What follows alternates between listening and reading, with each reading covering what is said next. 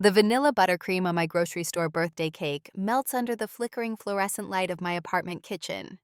$2,000 sits ready in my banking app, another monthly rent payment for my parents. The stark numbers mock me from my phone screen while I stare at my reflection in the scratched countertop.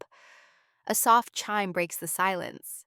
My throat tightens as I open the family group chat. The message from mom floats between old conversations about utility bills and car payments.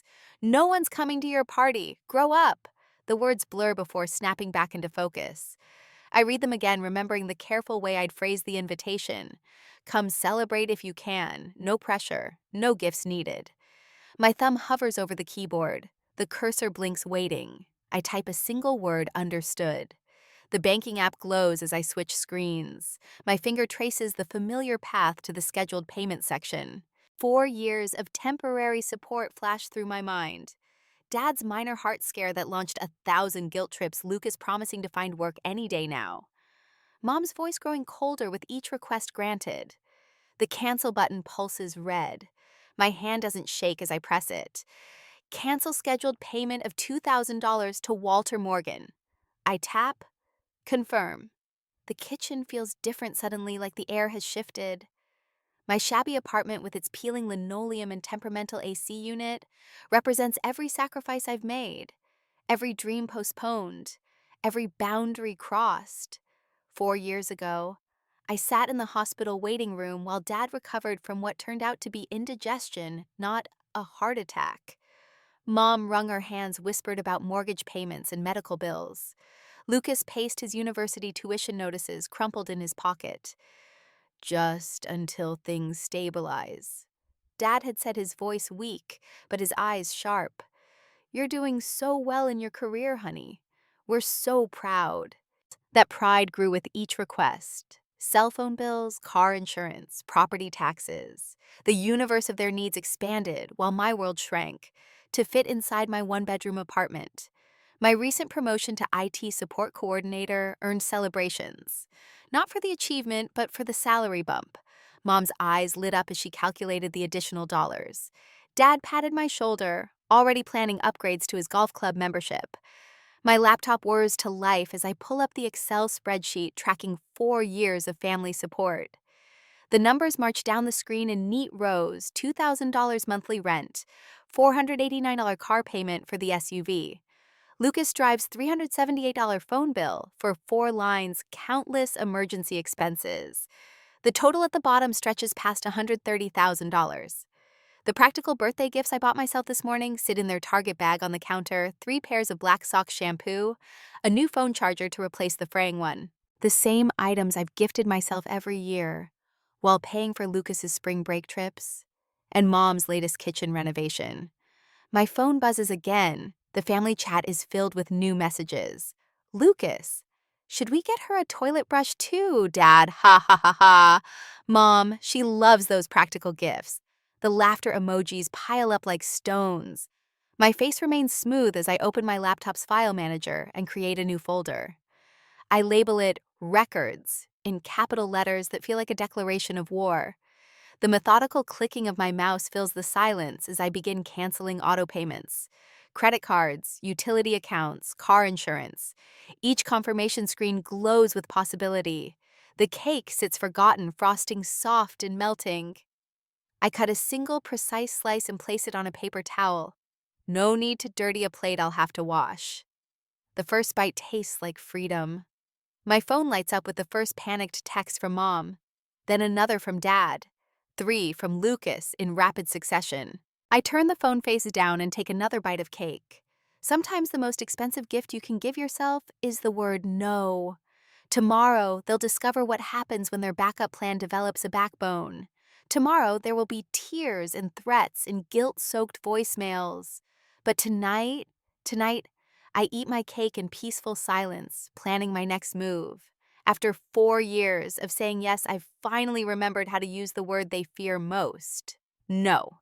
In my darkened kitchen, I smile. It turns out 30 is the perfect age to grow up after all. 2 weeks later, the bank statements spread across my coffee table like fallen autumn leaves. Each page rustles with the weight of betrayal as I highlight another unauthorized withdrawal: $200 at the mall, $400 at a car dealership, $800 marked as emergency funds that coincided perfectly with Lucas's spring break trip to Florida. My brother's Instagram story from that week still burns in my mind. Tanned bodies on white sand bottles of premium vodka glinting in the sun, the keys to my SUV dangling from his fingers as he posed with his friends. Living the good life, the caption read. The timestamp matched the emergency withdrawal to the hour. The financial advisor across from me adjusts his wire-rimmed glasses. Miss Morgan, these transactions show a clear pattern of exploitation. He taps the stack of highlighted statements. And this loan application, the signature doesn't match your other documents. My hands remain steady as I examine the paper. The forgery is almost perfect. They'd clearly practiced. The loop of the J curves exactly the way I wrote it in high school, before I simplified my signature in college. Only my mother would remember that detail. The application is dated November 24th. My voice sounds distant to my own ears. Thanksgiving Day. The memory surfaces like a bruise being pressed. Me driving 6 hours through sleet to surprise them for the holiday. The trunk loaded with groceries I'd spent a week's worth of lunches budgeting for. My childhood bedroom door locked, Lucas's girlfriend's laughter floating through the wall, while I made up the living room couch with sheets that smelled like mothballs. Dad's wine-soaked toast still echoes. To the breadwinner who can't keep a boyfriend but pays all the bills. The table's laughter. Mom's hand patting my knee under the tablecloth. He's just teasing honey. You know how he gets. Now, I know what they were celebrating. While I slept on that musty couch, they were counting on my signature on a $30,000 loan. My signature forged with the precision of someone who'd been studying it for years. We should contact the authorities. The financial advisor says his pen hovering over his legal pad. This constitutes fraud. My phone buzzes. A text from Lucas. Hey sis, need help with car insurance, due tomorrow, call me. I silence the phone and pull up the folder on my laptop labeled Records. Inside, subfolders branch like a family tree of financial abuse. Credit card statements, utility bills, screenshots of text messages. The latest edition, a recording from last week. Mom's voice rising in pitch as she berated me for questioning a suspicious charge. You ungrateful little. After everything we've done for you, your father could have died from that heart problem. Is that what you wanted? A throat clearing pulls me back. The financial advisor watches me with careful eyes. Miss Morgan, should I contact the fraud department? The sun slants through my apartment windows, catching the dust motes swirling above my evidence pile. 4 years of documents. 4 years of temporary support that built a prison of guilt and obligation brick by brick. My phone lights up again. A message from an unknown number. Lucas's girlfriend. Family loyalty goes both ways. Think about what you're doing. Family loyalty. Like making me sleep on the couch in my own childhood home. Like forging my signature while I bought their Thanksgiving turkey. I open my email and find the message from my boss approving the emergency leave I requested. 1 week to untangle myself from their web of financial manipulation. 1 week to build a fortress of evidence before the confrontation I know is coming. The next text comes from Dad. Princess, your mother's crying. Call us, now. Princess. He only calls me that when he wants money. I turn to the financial advisor. No police. My voice comes out stronger than I expect. Not yet, but I need every document related to that forged loan. Every email, every piece of evidence that shows what they did. He nods, understanding sliding across his features. Documentation is often more powerful than prosecution, especially with family. Family. The word sits bitter on my tongue as I pull up the joint account statements, the one I opened for emergencies, that somehow became their personal ATM. Each withdrawal marked with their casual disregard gas station snacks, movie tickets, restaurant bills that could have covered my own groceries for a week. 2 days later, a knock at my door sends my heart racing. Through the peephole, I see Mom's floral blouse, her hands twisted together in that familiar pose of manufactured distress. The door's security chain gleams like a lifeline. I step back silently, my sock feet making no sound on the carpet. On my coffee table, the evidence of their betrayal guards me like a paper army. My phone buzzes again with Dad's message. Your mother's outside your door. Don't be childish. Let her in. Childish. Like their jokes about my Amazon wish list full of socks and shampoo. Like Lucas's cry-laughing emojis when Mom texted that no one was coming to my birthday. My laptop screen glows as I create a new folder. I label it Truth with steady fingers. The first file I save is the recording of Mom's last tirade. The second is the forged loan application. The third is a screenshot of Lucas's Florida photos next to the emergency withdrawal receipt. Behind me, Mom's knocking grows louder. Jenna, sweetheart, I know you're in there. We need to talk about these bill payments. I sit at my desk, hands poised over the keyboard. The truth stretches before me like a road leading away from their chaos. Each document I save lights another mile marker on my path to freedom. Jenna Morgan. My neighbor Susan's voice carries through the door. Should I call security? This woman says she's your mother, but she seems upset. I close my eyes, remembering last Thanksgiving. The locked bedroom door, the mothball couch, Dad's toast, the forged signature. Yes, I call back, my voice clear and carrying. Please call security. And can you witness a statement for me? I need to document this. Mom's protests fade as security arrives. I keep typing, adding another file to my truth folder. Tomorrow there will be tears and threats and guilt-soaked voicemails. Tomorrow they'll discover what happens when their backup plan develops boundaries. But today I build my case with keystroke after keystroke, document after document. The truth taking shape in ones and zeros, in highlighted bank statements and recorded conversations. My phone lights up one last time. Dad again. Family dinner, tomorrow night. Be there or else. I save the text message to my evidence folder. Then I open my calendar and create an event for tomorrow evening. The title reads The Confrontation. Some dinners are worth documenting. Tomorrow, the leather strap of my laptop bag cuts into my shoulder as I stand at my parents' front door. Through the beveled glass, the dining room chandelier blazes like an interrogation lamp. For 4 years, that light has witnessed countless family dinners, where I smiled and nodded while writing checks. Tonight, the light will witness something different.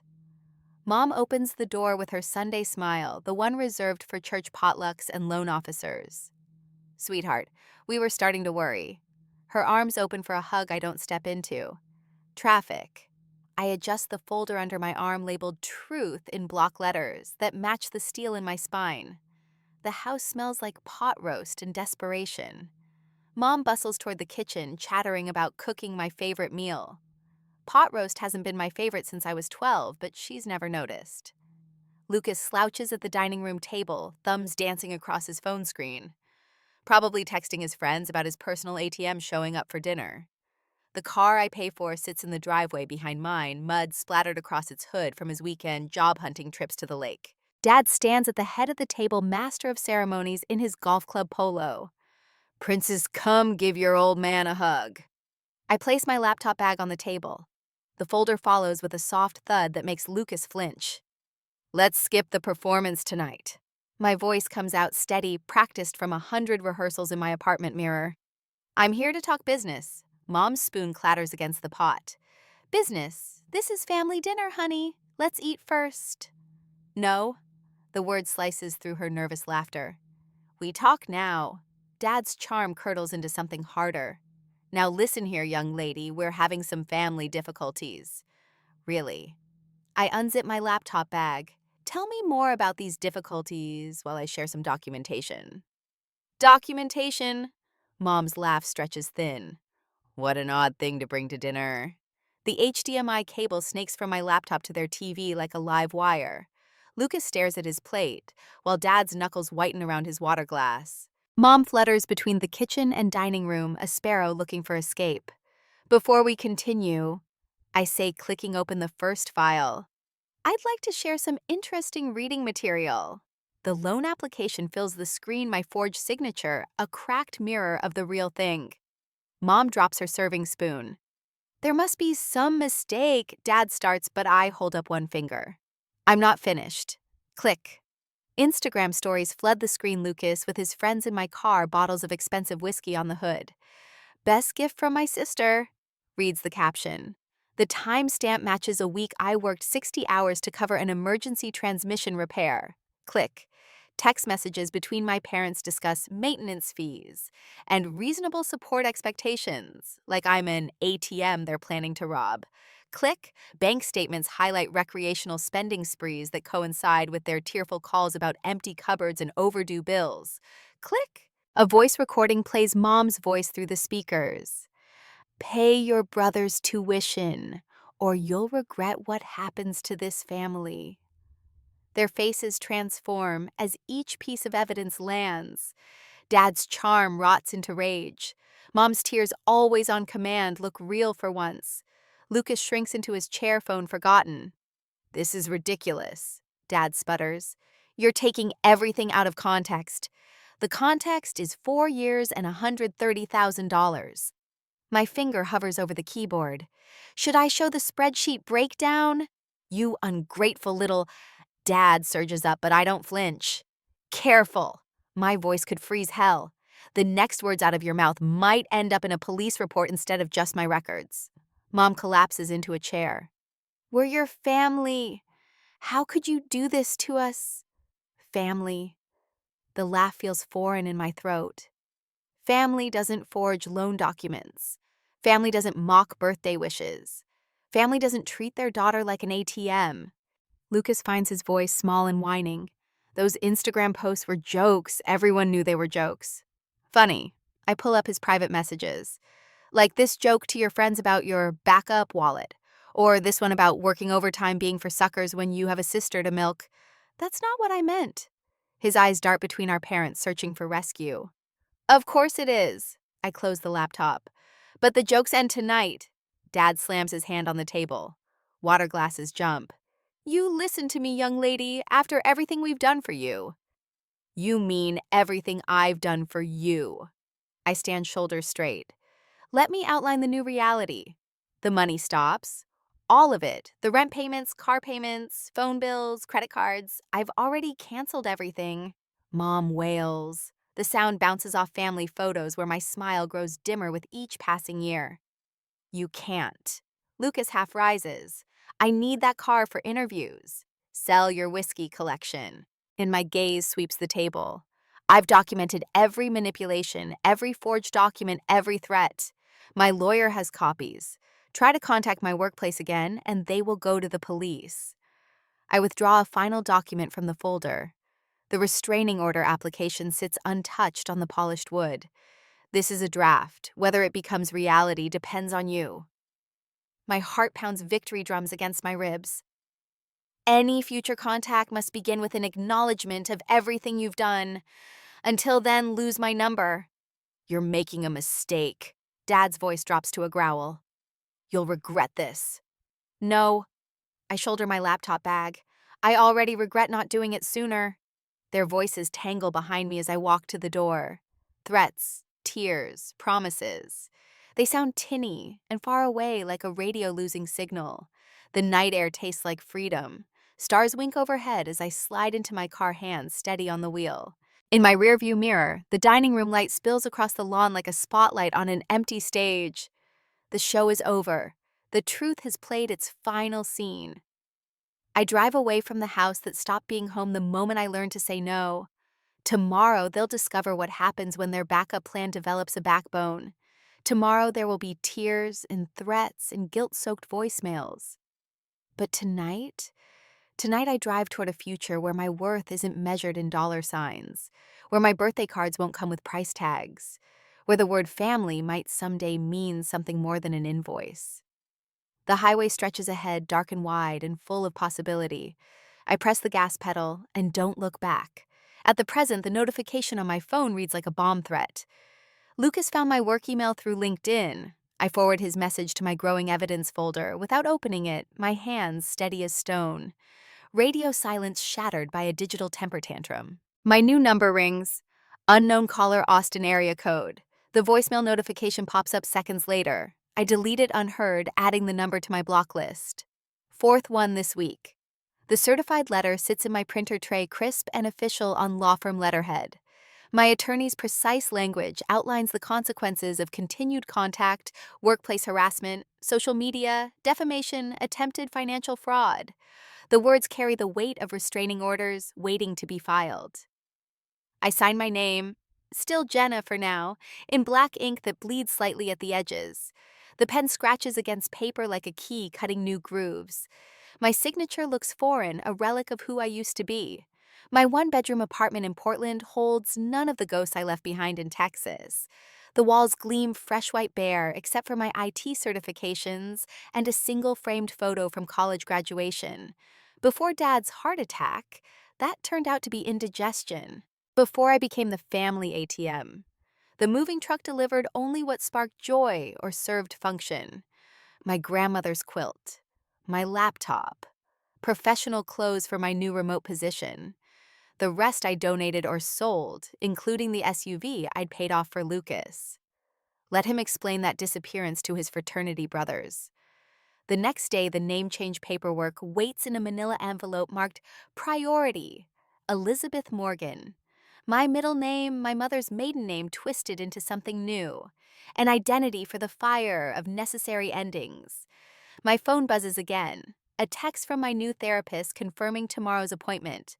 We'll discuss establishing the trust fund my financial advisor recommended, an iron wall between my assets and any future claims of family obligation. The social media notifications stack up like funeral cards. My mother's tearful Facebook Live broadcast about her unstable daughter who abandoned them. Lucas's Instagram story about toxic family members who air dirty laundry. Dad's LinkedIn post seeking prayer warriors for their prodigal daughter. I document each attempt, screenshots filed with timestamps, then close the apps. Their words hold no power here in my quiet sanctuary. The weight on my shoulders lifts with each passing day. The support group meets Thursdays in a church basement that smells of coffee and hope. Carol, silver-haired and spine straight as steel, shares about the son who drained her retirement fund. Michael describes the sister who forged his signature on loan applications. Their stories echo mine like a chorus of survival. The hardest part isn't leaving, Carol tells me after the group, her weathered hand squeezing mine. It's believing you deserve to stay gone. Her words follow me home, settling into my bones like truth. I curl up on my secondhand couch, wrapped in Grandma's quilt, and sleep without dreaming for the first time in years. The website launches on a Tuesday. Still standing resources for survivors of family financial abuse. The domain name alone feels like revolution. I build it piece by piece between work calls creating the resource library I wished I'd had. Warning signs, documentation guides, legal templates. The first client consultation arrives through the contact form. A woman my age, voice shaking as she describes her parents' escalating demands. I listen to taking notes. My own story, a roadmap through her pain. Start with evidence, I tell her. Screenshots, bank records, text messages. Build your case like a lawyer. The truth is your armor. The words flow from a well of hard-won wisdom. Each consultation adds another brick to the foundation of my new life. My pain transforms into purpose, sharp edges smoothed by service. December arrives with frost on my windows and peace in my heart. The holiday decorations in my apartment reject tradition. No red and green, no familiar ornaments weighted with memory. I choose silver and white clean colors for a clean slate. The Christmas cards from my parents return unopened, marked Resident Unknown. Their carefully crafted guilt trips dead end at my old address.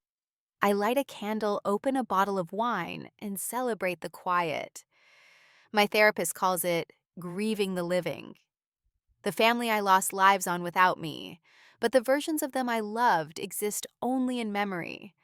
I saved a handful of photos. My 5th birthday, Dad teaching me to ride a bike, Mom braiding my hair before prom. The rest I burn in my fireplace, watching the flames consume years of forced smiles and hidden pain. The smoke carries away the last traces of Jenna Morgan, dutiful daughter, and eternal ATM. From these ashes rises Elizabeth, a phoenix with steel wings and clear eyes. The price of peace was everything I thought I couldn't live without. It turns out I can live without quite a lot. My new friends gather for a winter solstice dinner, bringing dishes and warmth to my small space. None of them knew me as Jenna. None of them carry expectations heavier than friendship. We talk and laugh, the conversation flowing like wine, no one keeping score or tallying debts. After they leave, I stand at my window watching snow dust the city. My reflection overlaps with the falling flakes, a double exposure of past and present. The woman in the glass looks older, stronger, more herself than the girl who once wrote monthly checks to keep peace. A notification lights up my phone.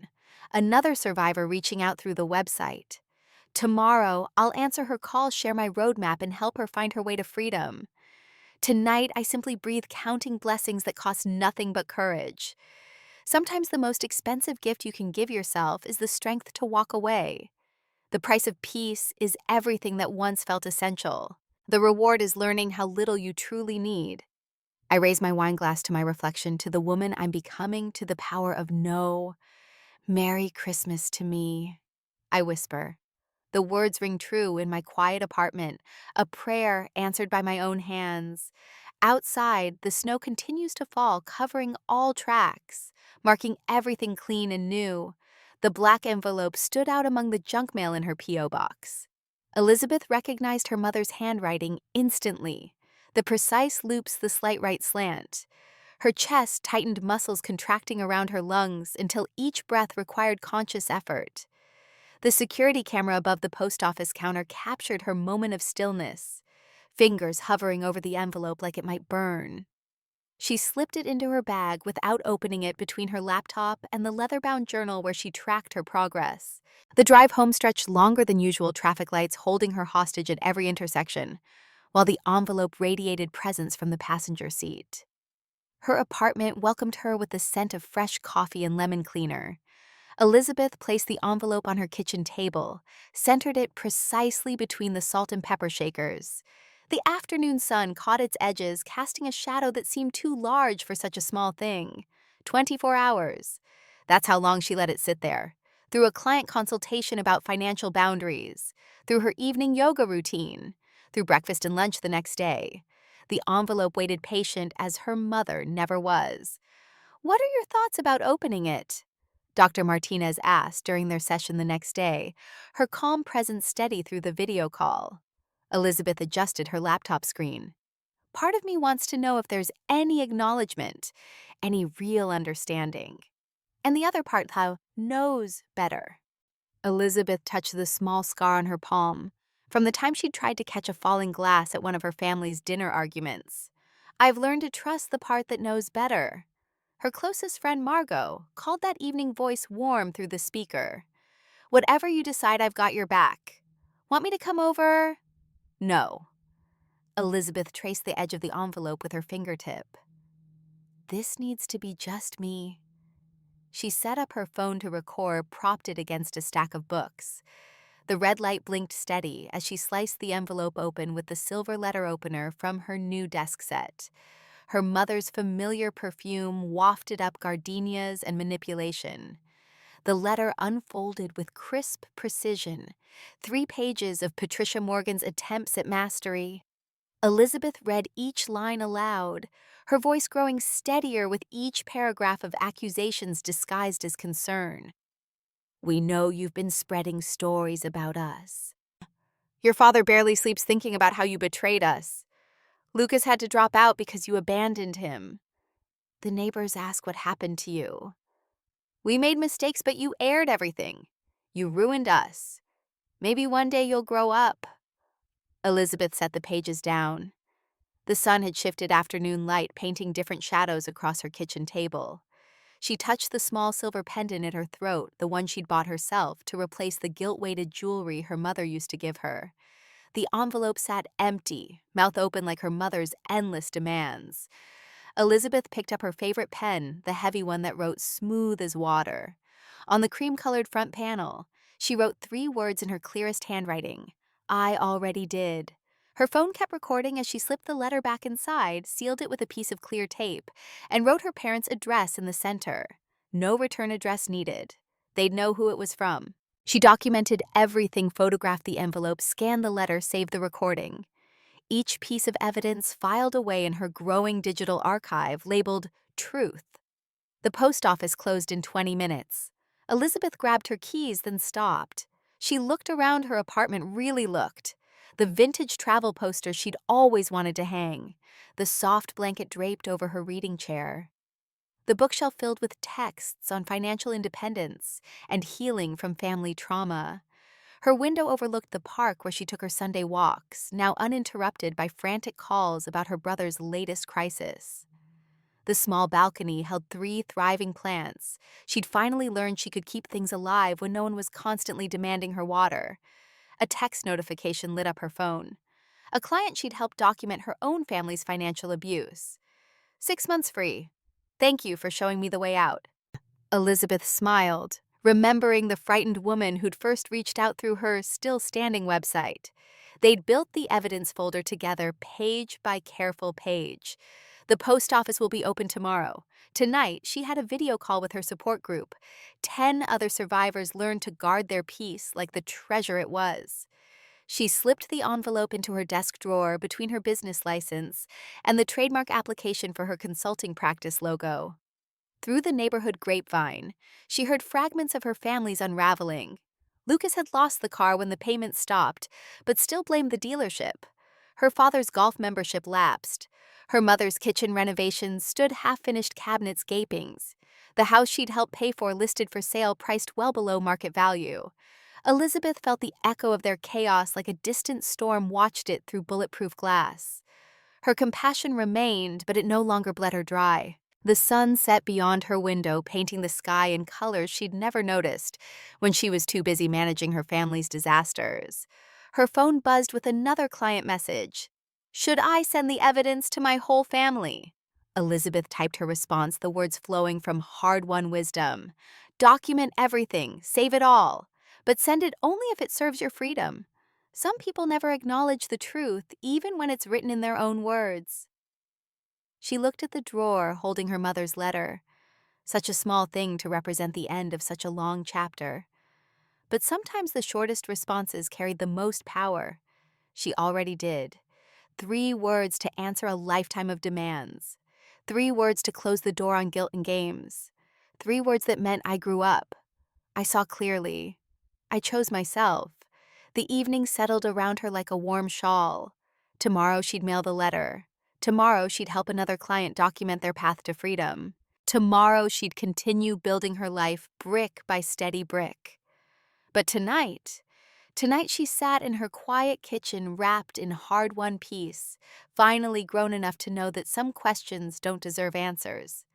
Some letters are best returned to sender. Some silences speak louder than words.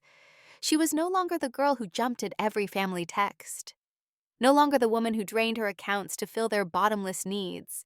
She'd grown into someone stronger. Someone who could look at her mother's familiar handwriting and feel nothing but calm certainty. 3 words. Sometimes that's all it takes to close a door, to end a chapter, to declare yourself grown.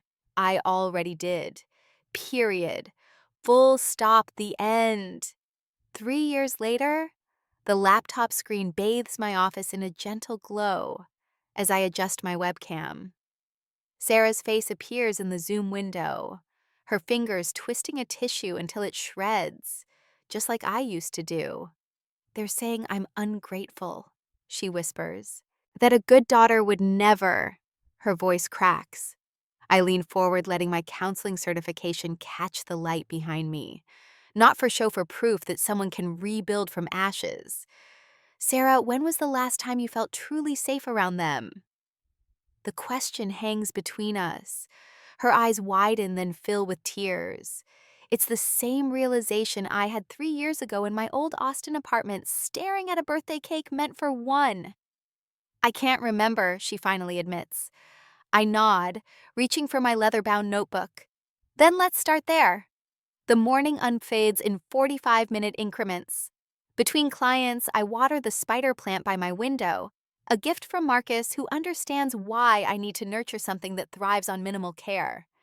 6 months of dating, and he's never once questioned why I keep my finances separate or why I changed my name.